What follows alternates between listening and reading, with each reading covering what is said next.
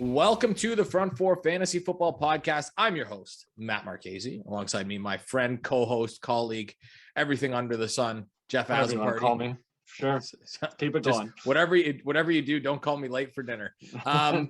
You can follow us on Twitter at MattyMar89, at J_party, at Front4 Fantasy on Twitter. Subscribe to the podcast. It's now available on Spotify, on Apple Podcasts, everywhere where you can get your podcast, basically. Who got that done? Wow. Oh, my God. Oh, the work that goes. I honestly, when we started this, I really didn't think it was going to be as much work as it is. And guess what? I was wrong again. It's like anything in life, Matty. It's anything worth doing. Pretty much. Without a doubt. And please subscribe to the YouTube channel. We're desperately wanting some followers. Okay, so Jeff, let's start this thing off by talking about how absolutely ridiculous week 7 is going to be from a fantasy perspective. And you know it's going to be ridiculous because guys like Field Yates from ESPN and stuff like just keep referring to it as By-Mageddon, which I totally agree with. It is ridiculous. Okay, so By-Mageddon is a very good description. Very I know accurate we description. have to steal that. I just kept hearing them say it on ESPN, and I was like, that's actually quite accurate and quite good. Yeah, like, you got to go with that. It's perfect. It is. So okay, but so give them full credit. They came up with it. We're stealing it, but why not? Because we're just here. We're just small players in the fantasy space. Okay, so I'm gonna list off every player that is not playing due to the bye or an injury, and players that could and likely will miss or probably will miss week 7. So here we go, Jeff. You ready for this? Because I'm gonna throw this out. It's nuts. Just wake me when you're done. We'll be done. Seriously. All right, here we go. Josh Allen, Stephon Diggs, Emmanuel Sanders, Dawson Knox, Dak Prescott, Amari Cooper, CeeDee Lamb, Dalton Schultz, Ezekiel Elliott, James Robinson, Kirk Cousins, Justin Jefferson, Dalvin Cook, Adam Thielen, Ben Roethlisberger, Deontay Johnson, Chase Claypool, Najee Harris, Justin Herbert, Austin Eckler, Keenan Allen, Mike Williams. Okay, those are all just guys on the bye. Then we'll go to guys who will miss due to injury. Russell Wilson, Kareem Hunt, Nick Chubb, Baker Mayfield, Chris Carson, Christian McCaffrey, David Montgomery, Clyde Edwards-Helaire, Kadarius Toney. Other players who could miss and might and probably will miss. Will miss, yeah. Saquon Barkley, Antonio Gibson, Kenny Golladay, Damian Williams, T.Y. Hilton, Dallas Goedert, Julio Jones. I'm exhausted just by saying those names. No kidding. I feel hurt. My body's banged up just from listening to that list. That's crazy. So there are some who are in bye week hell way more than others. So just for reference point, one of the teams in my home league, my home dynasty league, not the one that we're in together. All right, fine. Which, by the way, tell me I'm not in the most important one. That's which, fine. by the way, had some controversy over the last week. Yes. Which was a joke. But I have 7 starters missing out of 12. Wow. So here's how you can kind of approach this bye week. And I'm sure you're kind of in the same boat as me. This week's really going to suck. Like, it's going to be terrible. But if you can manage to get through, just even squeak by with a win. Yeah. Now, in the league, that league that I'm in is the same scoring as the one we're in, where you have 2 matchups per week, which makes a big difference. But obviously, most leagues don't have that. But if you could just get by this week, if you have a ton of guys on the bye this week, imagine what you do for the rest of the season if your team can stay healthy. That's true. Yeah. Because you survived last week and this week, you should be all right. Because if you look at a situation like there are probably teams that have, Josh Allen, Stephon Diggs, maybe Amari Cooper, Dalton Schultz, and let's say a Najee Harris potentially, or Mike Williams, all on the same team.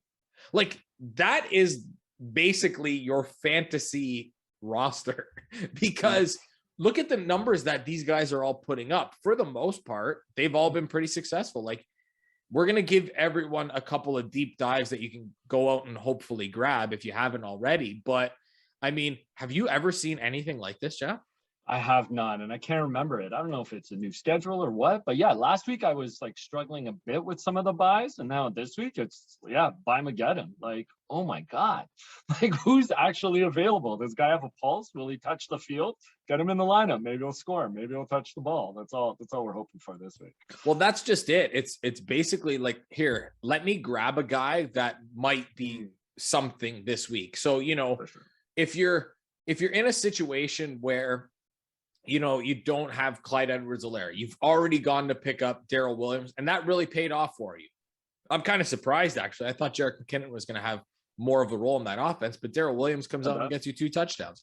So I guess what it comes down to is, Jeff, is the importance of depth, obviously, but we say this every single year. If you don't play the waiver wire correctly, or if you don't play, like, I would never draft a team because I look at the bye week and go, oh my God, I got 6 guys on a bye. You take the talent, right? Who cares about the bye week? Because if you're good enough, that week won't matter.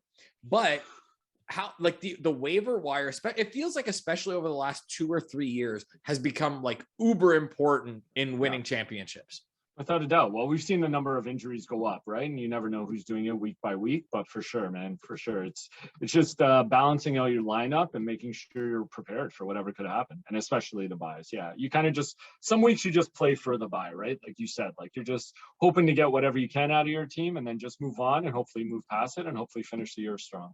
Yeah. And, it's just really funny because, like, it's one thing to have injuries. Okay. And it's one thing to have, guys with bumps and bruises, whatever, and maybe they're underperforming. But when you look at the majority of the guys that are out this week because of just the bye week, forget the injuries. Like, crazy. I mean, I've never seen so many fantasy relevant teams that are on a bye. Like, the schedule. Well, it's crazy.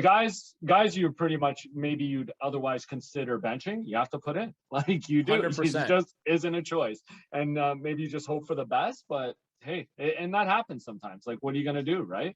It's not where it's kind of screwing up your lineup for more than just this week. Like, you got to do what you got to do. So here's the thing that kind of got me too. Like, when I was scrolling through the rosters and whatever, like, there's some guys in there, even on these teams, that you may not think to start, but they'd be like, hey, that guy'd be a really good, like, bye week flyer. Like Jared Cook. Yeah. Jared Cook would be an ideal bye week flyer, especially for a week like this. He's not playing. You look at well, it's the teams that are on it, right? And the quality of some of the guys on it. Exactly. Like, you're missing some really important guys, and you're not going to pick up anybody that can replace them. There's no chance. So, well, if you look at the teams on the bye, so the Bills have 1, 2, 3, 4, 5 fantasy relevant guys, and I didn't include Zach Moss in there, who's been pretty decent, right?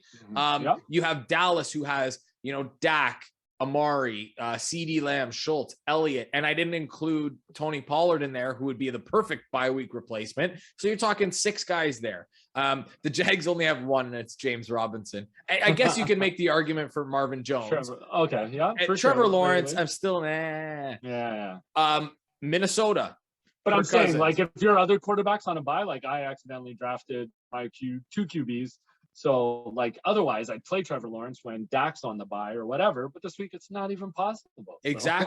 Exactly. So even Ben Roethlisberger, you're like, okay, he sucked at the beginning, but he's played a little bit better. It's not the worst option that you have, but again, can't play him. So it's buy Mageddon, bye week hell. This is gonna suck. I put in a claim on Garoppolo maybe helping to start him if he plays, which I feel like he's going to, which is why I did it. But it's like, when would I ever have imagined I came to this for fantasy football? No, you wouldn't. It's a mess. So we're gonna try and help out a little bit here. I'll give you my deep dive player, guy that you should probably pick up. Especially because Antonio Gibson didn't practice today, which is Wednesday when this podcast will be released. I would seriously look at Jarrett Patterson. And he's like 5'9", 195. He played at Buffalo, the University of Buffalo, not a big school. They play in the MAC conference, so it's not like the greatest brand of college football. But when you look at the numbers he put up there, he had 1,072 rushing yards in 6 games last year with 19 touchdowns. This guy was a touchdown machine in college, and he looked really good doing it. Again, the MAC conference, not that great, but still, you still, at some point, when you put up numbers, they mean something. He was an undrafted free agent by Washington. He's only rostered in like 7% of Yahoo leagues I saw. It's worth a flyer, especially if you're beaten up, because it may be a guy that ends up getting a ton of work, because I do expect that JD McKissic is going to have a role. He's been very good so far, but with no Gibson, like somebody's going to get the early down work. And my bet would be that it's probably Jaret Patterson. For sure, without a doubt. So you have the running backs taken care of. I'll look at the receivers. Now, one guy I want to say people maybe should go look at is Rashad Bateman on the Ravens. He might be on there because he just came off IR. And he was involved a lot last week. Like, you know, he ran routes on 66.6% of Lamar's dropbacks. I think he got targeted on like 20, or he ran 22 routes and got targeted on 70% of those. So like he's automatically fitting into the offense. Like you said, there's a couple guys who are beat up a bit. Like, I don't know, it might be worth taking a flyer on. And then the other guy I was going to say was Quez Watkins, I think I'm saying his first name right, over in Philadelphia. Now, he's only put up over 10 fantasy points 1 week in week 2, but he's catching about 75% of his targets every week. Last week, he had a touchdown called back. So it is like Fields is looking for him, or not Fields, sorry. Hurts is looking for him in the end zone now. And if he catches that, it would have bumped them up way past that last week. He would have had about 16 fantasy points. So the fact that that got called back, but he is getting targets. And actually what hurts him is he's always open downfield. It's just sometimes Hurts can't deliver that ball. But now he seems to be going more in the slot. Hurts is looking for him a bit more. He usually averages about 5 to 7 targets a week. So as a flyer for a week, I'd put him in and just maybe hope for a touchdown. He will get his three or four catches. And like I said, you just kind of hope for that touchdown. Yeah, and the thing about Watkins too is if Goddard misses another week, Zach Ertz is gone as well. I mean, that's going to open up the passing game. But like you said, those plays in the slots become key because, like I said, it doesn't seem like Hurts can hit him down the field, even though he's open a lot of the times. So if he gets into more of those slot situations, then probably a better percentage at more targets, which means more receptions, hopefully. Yeah, no, it's a smart pickup. Usually more targets means more receptions, unless you're Robbie Anderson. Can we talk about him again this week? Anyway, oh my God, but hold on a sec. Like the fact that you mentioned him, I like 11 targets and he had 3 catches. Like he had 11 yards. And he had a touchdown too, really didn't he? Did he get one? I think he got one. I think he got one at the end. That tied the game. Got one right at the end. Yep, in garbage time. You're right. But like, to tie the game. Yes, right at the end of the game. Yep. Like that. Right, that's what happened? I don't understand. Yeah, it's crazy. It's insane. Yes, that's what also helped him. But 11 targets for 11 yards, like you said, just 3 receptions. What a chooch. Yeah, when it can't go worse for him, it just, I don't know. Anyway, sorry, I had to bring that up. No. I mean, I'm as flabbergasted as you are with Robbie Anderson. So start those other guys. Start Bateman or Watkins over Robbie Anderson. You know some poor jackass is going to have to start Robbie Anderson this week. You know it's coming. I think I am. See? You're the poor jackass. You have to start Robbie Anderson. Carolina, no, they're not. No, they're playing the Giants this week.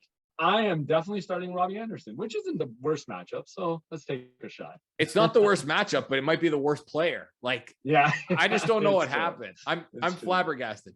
All right, let's move on here. And today we're going to talk about 3 running backs. And the reason why I wanted to pick these running backs, because one of them I was still high on, even though I probably shouldn't have been. And the other 2 I wasn't high on and probably should have been. So James, I do remember having these conversations. Yeah, we'll start with James Robinson. Sure. And so on the season, James Robinson has 84 carries for 460 yards. He has 5 touchdowns, 5 rushing touchdowns. He has 17 catches for 116 yards on 22 targets. I was still high on James Robinson coming into the season, even when they drafted Travis Etienne, because I look at the situation and say, James Robinson did not become bad overnight. James Robinson proved last year he was good, right? Like, that's what you're basing it on. He showed us how good he was last year, and we know that. On a bad offensive team. Right. Like, You know what the problem was, though, Maddie? You were high on him. You know who wasn't? Urban Meyer. And I think this week, Urban Meyer finally realized, hey, you know what? This guy might be pretty good. Maybe I should give him the ball more. Urban Meyer's looking at James Robinson doing the Larry David going, pretty good. This week he was. You could see it at the end of the game there. Like he was just, oh man. He all the guy win. does is make plays when he has the ball. That's it. Like, how hard is that to figure out? So I think, and like you, let me just say this. Like, I think that's where sometimes I fall trap in fantasy, where you see a guy on the field and he makes good plays. You're like, wow, this guy's talented. He's got some real talent, this and that.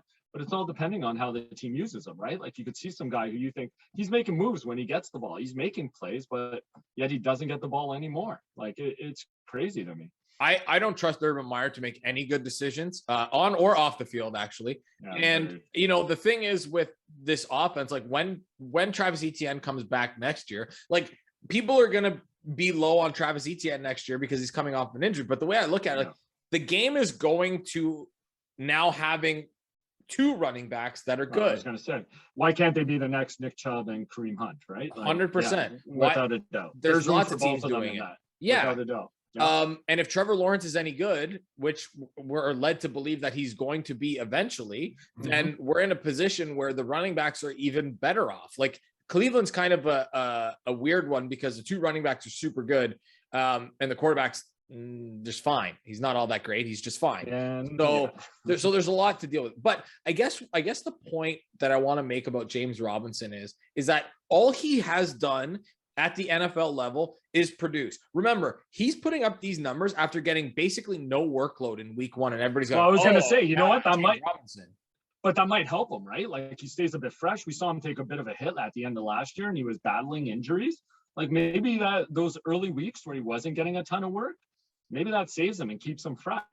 Last week he had all 20 of the team's running back touches, which is crazy. Yeah, all 20. But like, again, go from nothing to everything. Yeah. Well, not at nothing, but like being sparsely used.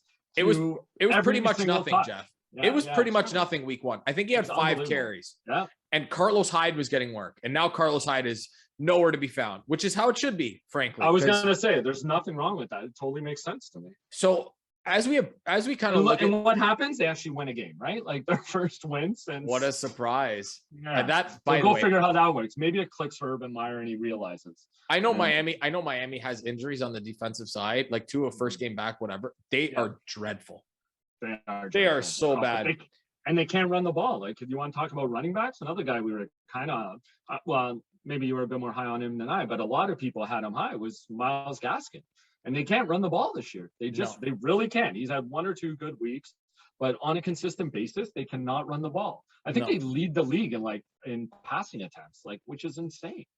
Especially considering that Jacoby Brissett was the quarterback for the majority of those games. Doubt. Exactly. That's a problem. So, okay. So how do we kind of approach James Robinson going forward? Let's say this is more for dynasty. Like, obviously you have to hold James Robinson, but are you worried when Travis Etienne comes back next season? Like, I'm less concerned because now we're going to have a 2-year sample size. There are plenty of guys that come in and light the world on fire in 1 year and then they disappear. We've seen it. But if we have 2 years of this, James Robinson's for real. I think we can say that.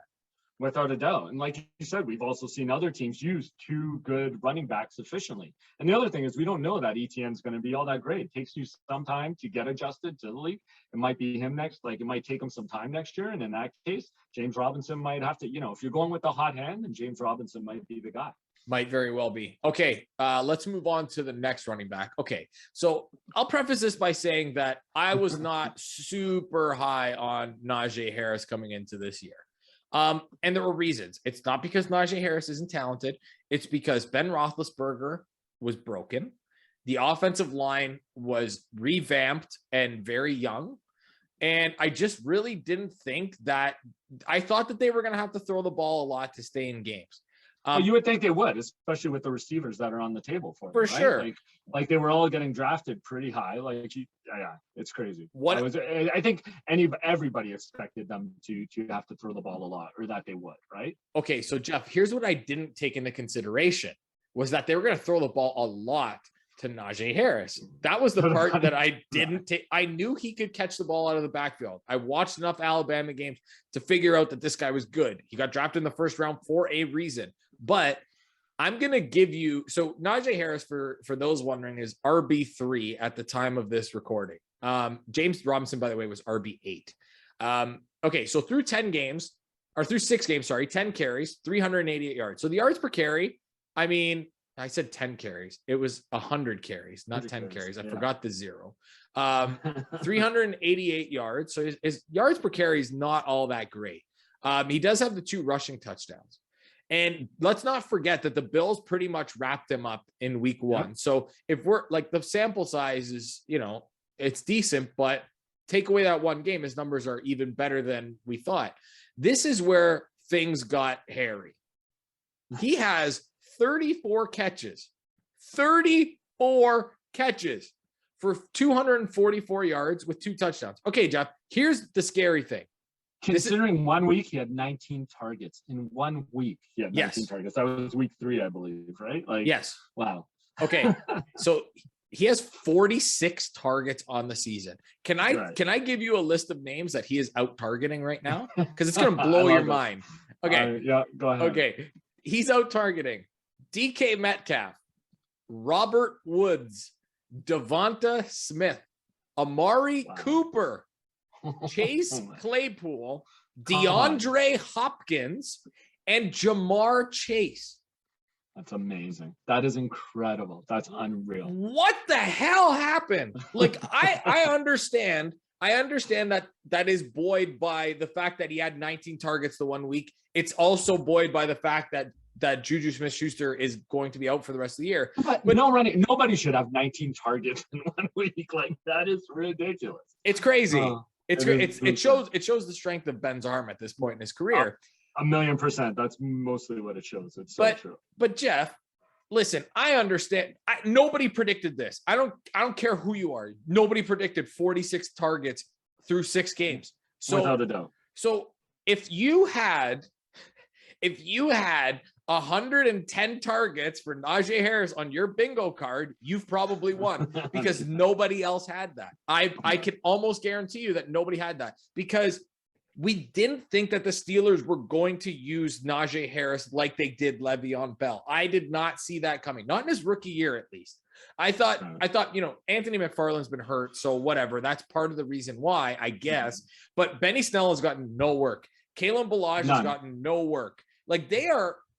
This is we expected him to be a bit of a. I think that's why he was being drafted so high. People did see him being a bit of a workhorse, but I don't think to this extent. There's no way you could have predicted to this extent. Like, this is crazy. No. And the team's not even like they're competing, but they're 3-3. Like, they're at the bottom of their division. Like, it's kind of crazy to put him through this in his rookie year, because again, we all know it's an adjustment and it can be tough for these rookie QBs. Like, can he keep up this pace like for the rest of the season if they keep doing this with him?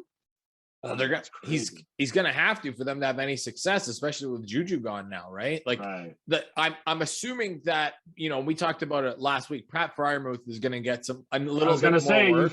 You started to see it this week. I think he got 7 targets, was it? And I think he's going to be one of the guys who benefits from this. But other than that, where else does Ben turn? Especially like you said, with the arm strength we've seen him have. It has to be Najee Harris. I do wonder. They use Chase Claypool a little bit more in the slot, so I wonder if they're going to do that more, because he's banged up too. Yeah, he's hurting too. We're not actually. I don't know. He's the bigger body that becomes a mismatch for linebackers because he's so fast and he's as big as they are. And you can almost use him in a sense like a tight end who's just way faster. So I wonder how much we're going to see of that too. Without a doubt, for sure. And he'll be in there. And you know what's funny about that? Like, he's been getting open downfield, Chase Claypool, and like we just discussed 100 times, like Ben can't throw the ball down there. Before last week, he had 85 yards in every single game. Last week was the first game that Chase Claypool didn't have 85 yards in a game. Come on. Is insane to me. I swear to God, if you look it up, it is crazy. Like, I thought he was going to be a guy that he's just not getting the big plays, but he's added up to 85 yards almost every single week, except for last week. And they tried to use him more and it didn't work out, which is crazy. Like, that is actually a mind-blowing stat for me, because right? I really didn't expect that. Especially, I guess it doesn't. I guess it's not totally crazy because when you look at how, Pittsburgh's injury situation, like Deontay Johnson missed a game, Juju's missed some time. So, I mean, I guess it kind of makes sense, but yeah, I certainly was not expecting that. So, we'll see what happens with the Pittsburgh offense. I'm still not overly optimistic about Ben over the course of the I don't think you can be. You really can't be optimistic about it at all. Okay, another guy that I was not high on, but again, I will tell you why. Darrell Henderson has been really good. He's RB13 and he's only played 5 games because he missed 1 due to injury.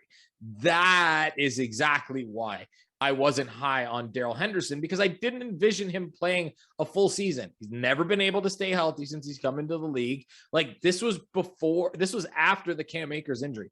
Full disclosure, I had him outside the top 24 for the season.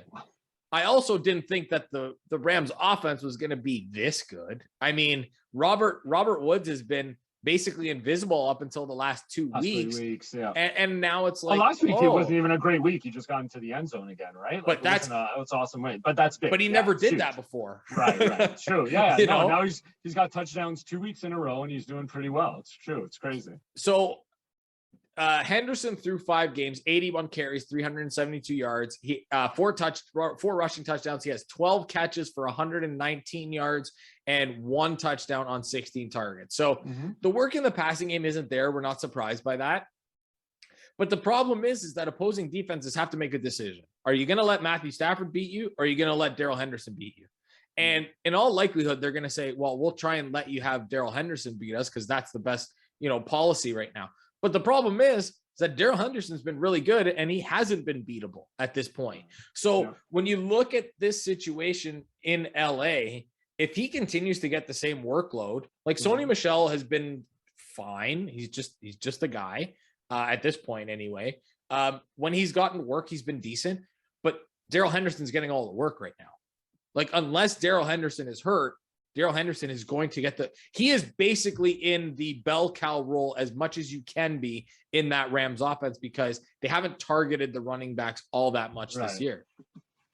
Like, where are we at Darrell Henderson? Like, is he going to finish as a top 12 running back? I remember us talking about this. I can't remember if it was on one of the shows we actually posted or not, but like, when Cam Akers went down, we expected somebody was going to get this work, right? Because for Matthew Stafford to be as good as he does, they have to establish the run. And we thought, we were trying to throw out the names, who was going to get those touches, and they could have success. Like, they could be a viable running back.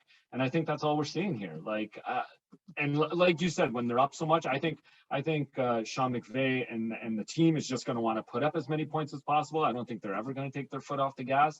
And like do what works. And the other thing I'm having trouble with is a lot of defenses that we thought were going to be good are really bad against the rush. So like, you kind of have to exploit that, right? Like, there's a bunch of defense. I don't know, Washington comes to mind, but there's a few other ones. They're just terrible against the rush that we didn't expect. And you got to take advantage of that, right? And I think a lot of teams are doing that.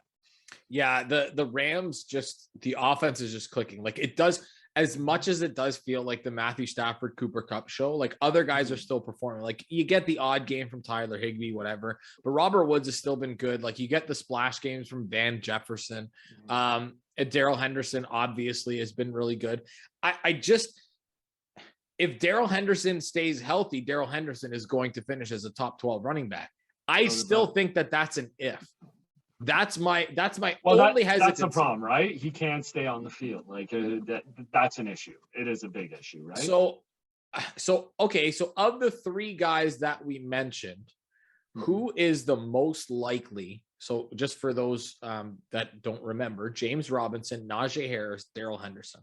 Who of those 3 is the most likely to tail off?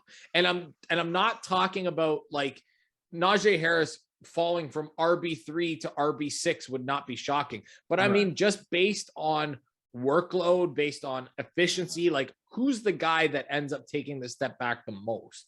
Wow. That's a big one. See, and they all have their own little flaws. I mean, to me, I think I think we're alluding to, James Robinson to me is the safest. He's done it for a full season. He's shown what a workhorse he can be, and even battles through some injuries. Najee, I feel like could fall off, just again being a rookie, being new to the league. And yeah, I think for any running back at the pace they're using at him, like you gotta expect some kind of drop off, right? Like I don't know. These guys aren't Derrick Henry, who just seems to get stronger and stronger, which is crazy. By the way, can we revisit? Huh? It's crazy to me, right? I'm still waiting for Derrick Henry to fall off a cliff, and I've been waiting for that for 2 years now. And can we revisit why he isn't the number one pick every year? Like, why he isn't the consensus number one guy every year? Like, because we're all stupid. Insane. Seriously, I think so. Like, that's where fantasy makes. I don't know. Next year, he's got to be. Like, I understand what Christian McCaffrey can do and why he's there, but wow, Jeff, Derrick Henry. Anyway, sorry, getting off topic. No, but he won't be the first pick. You know why? Because we're gonna say the same thing next year as we did going into this year and last year. Derrick Henry can't get the same workload. Yeah, it's true. He's a monster. Like I saw him run over the Bills defense, who had been really good up until that point. And now they seem to be even throwing him the ball more, which is even crazier. And then you're like, okay, now now you're playing video game football here. Okay. Anyways, okay, back to the question. Sorry to track it like that. So I think I'd have to. I mean, and again, but Darrell Henderson is, and we're talking about if they all stay healthy for the rest of the year. Yeah, let's go with that premise. Okay. I think I'd go with Najee Harris. I would expect the most fall off from. Where were you at? Oh, it's a tough question. It's a very tough question, man. I just thought about it. Honestly, I was looking at the names. I'm like, I think, man, I'm probably going Henderson just because here's the thing. Going on the premise that they're healthy, Najee is going to be the one that probably drops off, because at some point Ben's arm's going to fall off, and at some point teams are just going to go, we're going to let you beat us and not Najee Harris. That's true. Yeah, for sure. No, they'll stack the box against them, and they'll just be shadowing them and targeting them, which is crazy. Okay, and with injuries not being a factor, like somebody's going to get hurt, it's Darrell Henderson, because I still can't think that Darrell Henderson is going to play a full season. But the problem is, if they need to go off him, right, then they start throwing the ball more, and it might open up the lane for him.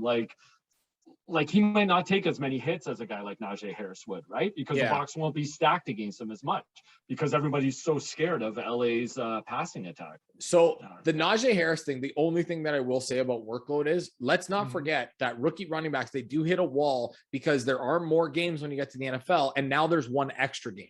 So that is something to keep in mind too, because the time when he's probably going to slow down is probably at the time you need him most, which is, playoff time. That's the scary thing. So I still think of the three guys, he's probably the most talented, but I'm waiting, just like I'm waiting for the wheels to fall off of Derrick Henry. I'm waiting for the wheels to fall off this Pittsburgh offense. I really am. And they haven't been all that great, but they're committed to starting Ben every week, right? For the rest of the season. They said he's his quarterback for the rest. And man, it's going to put a lot of guys in like short yardage and dangerous areas. That's all I know. Deontay Johnson's going to have 12 catches for 54 yards one game. I guarantee it. All right, let's get to the not so 2-minute drill, because it's one of our favorite things to do, because it's never 2 minutes. Okay, here's the latest. John McClain of the Houston Chronicle, longtime NFL writer. Yeah, super nice man too. Dealt with you, as you have dealt with him a few times. Just such a good man. And he's got that Texas accent that we like. It screams football to me. So he's reporting that a trade between the Dolphins and Texans could happen as early as this week. So my guess is that Tua's going the other way. That he has to be included in this. Sure. So if Deshaun Watson comes back, like, are you hold on, though, Maddie, can we revisit that? Like, I know they talked about it on the broadcast, like for the London game, right? Like we were all up early to watch it, and just management already losing patience with Tua and in a need to win right now. Like he comes out with this pressure on him to perform and do. Like, what are your thoughts on that? Like, is that fair to Tua? Like, did last year kind of set them up for more disappointment? Like thinking that like getting them to win 10 games and like almost making the playoffs, like made them actually think they were a playoff team? Like to rush a quarterback who didn't even get the full year last year, who's had his injury problems, but like you bet on him with a high pick, like to give up on him this early, is that crazy to you, or do you understand it? They can, and I'll give you the team. let's not forget that the Arizona Cardinals drafted Josh Rosen the year before, and then they drafted Kyler Murray right after because right. the better quarterback came up. There is a history of Alabama quarterbacks not being good at the NFL level. It's just history has said that. And it's the same thing for Ohio State quarterbacks, which is why I'm, I was a little bit it was just kind of crazy to me. Yeah. For Tua to come into that game back off an injury and with that pressure already on him. And everybody seemed to know it. Like I said, they talked about it all over the broadcast, which is insane. But you know what, Jeff? Here's how I kind of look at it. They went to Tua after week 6, I think, last year. If Ryan Fitzpatrick starts the whole year, that team makes the playoffs. Tua started and they did not. Their defense has also been banged up and not as good. If Deshaun Watson comes in, even if he starts week 8 or 9, they're already out of it. Yeah, because he's not coming back, and he's not like I can't see him starting right away. That's why I don't understand what they were doing though. Like, they just let him learn from Fitz all last year. You would have probably made the playoffs. You take your one shot. Like teams like that, you got to expect regression. Like they didn't bring everybody back on defense. Like I don't know, the Dolphins are one of the they're very puzzling to me this year. Again, how they can't run the ball, which we talked about, usage of Gaskin, and the whole quarterback and defensive situation, just insane. Well, they can't stay healthy either. Yeah, what's wrong with their medical staff? Like, let's get these guys on the field. Come on. Will Fuller, Devontae Parker, they can't seem to stay on the field. Like it's a mess. There's also the chance that Tua just might not be very good. No, agreed. You're right. You were 100% bang on with that. Especially with the history of those Alabama quarterbacks coming into the NFL. I had Justin Herbert going to Miami and not Tua. The Chargers, right? And you know what? I mean, the Dolphins probably should have listened to me. I know a lot of Dolphins fans right now. I was talking to some today who said, "Yeah, I think I'm starting to think maybe we should have taken Herbert." Which, it's a disaster. It's a disaster. Let's quickly talk about the Seattle offense. We talked about Geno Smith. Now, I also mentioned last week, like I wouldn't rush out to get him because they were playing the Steelers, and that's a good defense. Like I'm still not ready to close the book on Geno Smith as of yet, as it pertains to, what this offense looks like. Alex Collins is hurt. Not sure if he's going to play on Sunday. Rashad Penny looks like he's going to be back. Chris Carson's not back till week 10, I believe. If he's even back by then. Like, what are we doing? Dallas might even get some work. Yeah, it might just be a whole committee and stuff there. So I guess we're staying away from the running backs, right? Like that's pretty safe right now. Oh, and they got another, who they playing this? Oh, they got New Orleans, which again has another good coming off the bye too. Coming off a bye, exactly. No, that's a great point. Like they got a good rush defense, right? Like so, I think you got to stay away from all the running backs. I mean, if Alex Collins is healthy, he'll get a majority of the work. That's the guy. And again, being by Armageddon, like if you have to start him, you have to start him. Just hope for the best because again, if he's healthy, he'll probably get the majority of the work. But that might be the only guy you can take a chance at. The guy that's been surprising to me is Tyler Lockett, man. I mean, I was kind of high on him. I liked him this year, but since Geno Smith's gone in, just not too much going on there. He might have to be. I don't know. If I had the chance, I might have to bench him this week. But you probably don't because it's by Mageddon. Right. And DK Metcalf, I think just because he's the bigger bodied, stronger guy, Geno just goes to him more because I think he did have a bunch more targets and just means more receptions for him. So he might be okay. I think you can start DK Metcalf safely. But Tyler Lockett to me is on the fence right now unless you have to start him. I don't know. So if you're saying if you're healthy and you don't have bye weeks, you're probably sitting him. So he's been held to 35 yards 3 out of the last 4 weeks, Tyler Lockett. He started off the year pretty hot, like had 2 great games in a row. But ever since then, it's been kind of downhill. 31 yards, 24 yards. Then he had a 57-yard game and then 35 yards again last week. So well, Tyler Lockett's log last year was like he had a bunch of weeks where he was like wide receiver 40 or worse. And then he had these spike weeks where he outscored guys by 20 points. Like it's insane. So I think the narrative has kind of been the same, but it's worse when you can't trust the quarterback. But with DK's big breakout the year last year, Matty, I thought maybe he would get double teamed some more, which might open up Lockett a bit more and give him more open looks and stuff. But just I don't know. He had a couple bad plays last week too, like tripped and I don't know. It's been pretty bad lately. So we're staying away from everybody except DK Metcalf, basically. unless you have to start him. All right. Well, that's like us. Unless you have to listen to us, you probably won't. I'm just kidding. But that is going to wrap up episode 8, I think. I can't even keep track of it anymore. Yeah, It we're might not even be counting. 9. We're just It doesn't doing it for even fun. matter. Let's go. We're just having fun here. So that's No it. bye weeks here, Maddie. No bye weeks here. We might need one. Following through. Yeah. We might need Put them one. into work. Well, that's it for us today on the Front Four Fantasy Football Podcast. I've been your host, Matt Marchese. That has been your co-host, Jeff Azaparty. Be sure, check us out. Like the YouTube link, like the tweets, follow us on Twitter at Front Four Fantasy. Check out the podcast, Apple, Spotify, wherever you get your podcast. I finally got it done. Like us, hate us, just listen. Who cares?